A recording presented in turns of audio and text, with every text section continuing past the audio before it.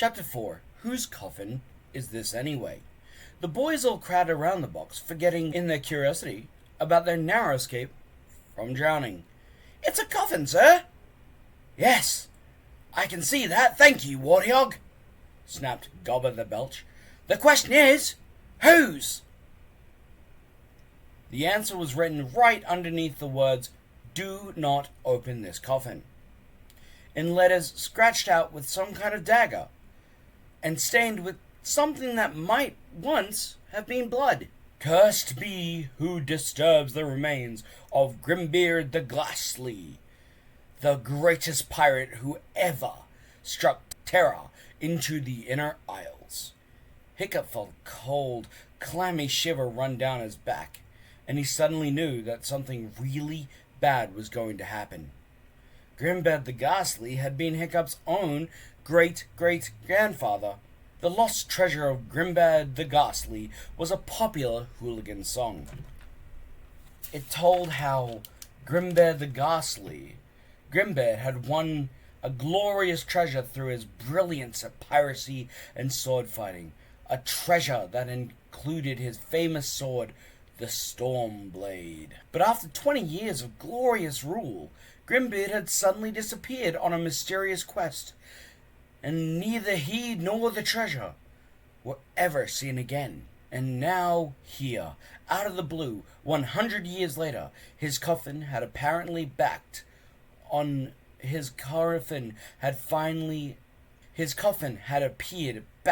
the shores of Burke. It was spooky. Ooh, chattered Warthog in excitement. Do you think there might be treasure in there, sir? Can we open it, sir? Please, sir, can we open it?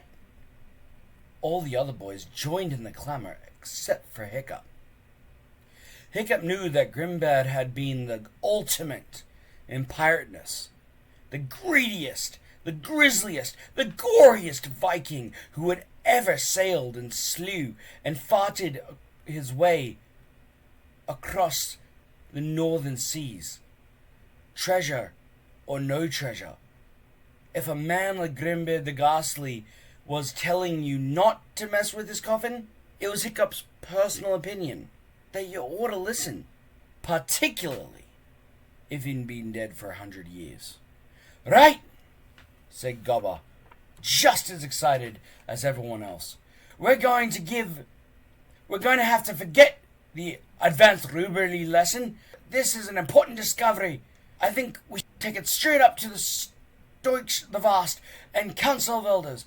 Bearhug, Jerkknife, Warthog, Clueless, pick it up and carry it back to the hooligan village.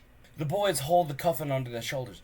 Don't just hang about shivering, you lazy lugfish, Gobber bellowed crazily. This is pirate training, not a bloody holiday with your mother on the mainland.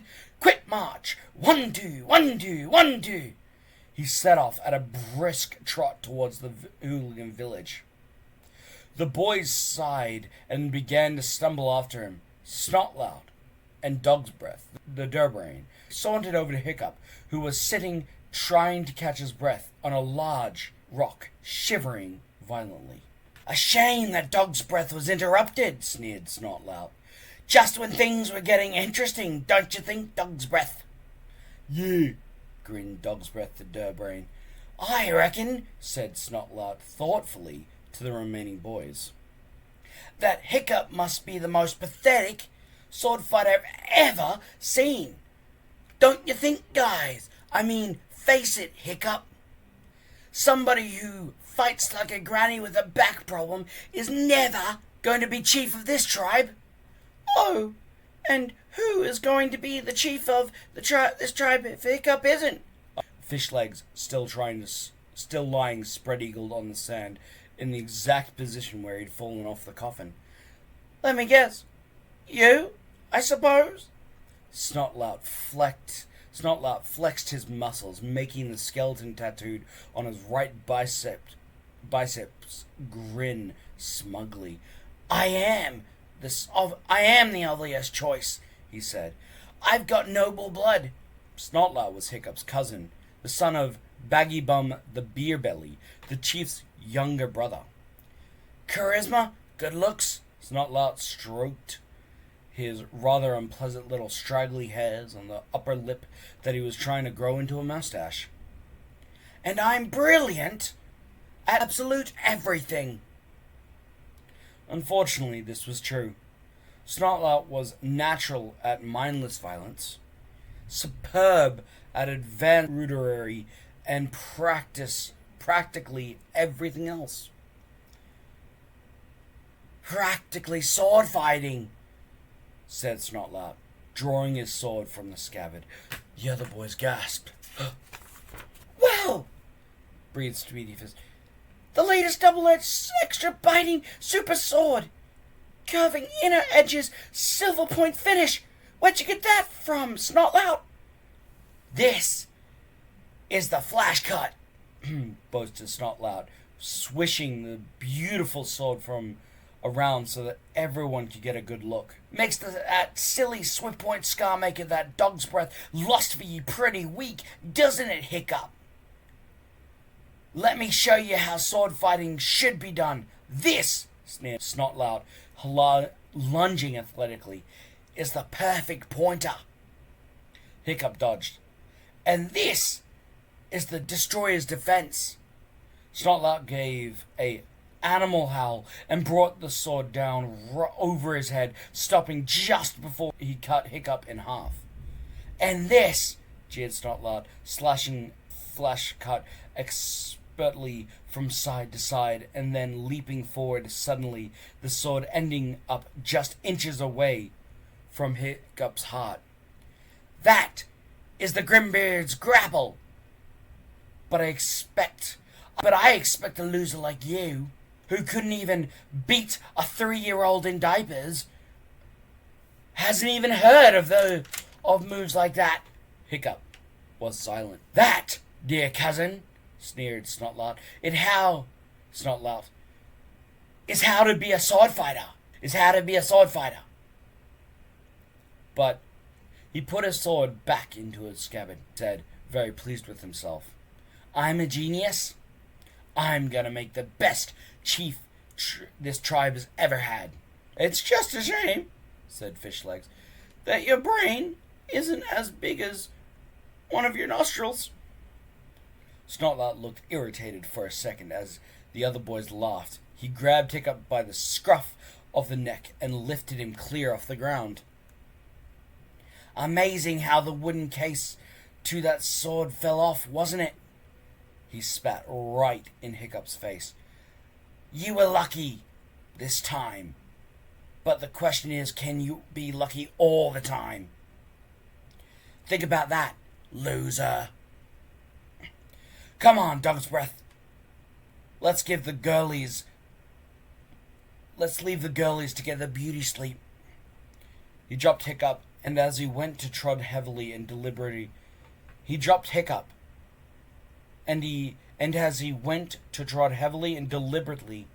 on one of Fishleg's hands. Whoops! Laughed Snotlout. Ho ho ho ho! Snorted Dog's Breath the Durbrain, and they jogged off. If Snotlout is ever chief of this tribe, I'm emigrating, said Fishlegs, shaking his hand. Are you all right, Fishlegs? Asked Hiccup with concern, as he gazed down on Fishleg still lying flat on his back. Perfect, croaked Fishlegs, coughing up a bit more seawater. I do love an early morning swim. How about you? Oh, couldn't be better, really, said Hiccup, bleakly taking off one of his boots and pouring out a flood of seawater and a couple of small fish. My first day at pirate training, and I've already been humiliated by my pathetic sword fighting, beaten to a pulp, shipwrecked, and narrowly escaped death by drowning. And it's not even 10 o'clock yet. Maybe it's a sword. That was the problem, suggested Fishlegs kindly but untruthfully. Hiccup brightened up.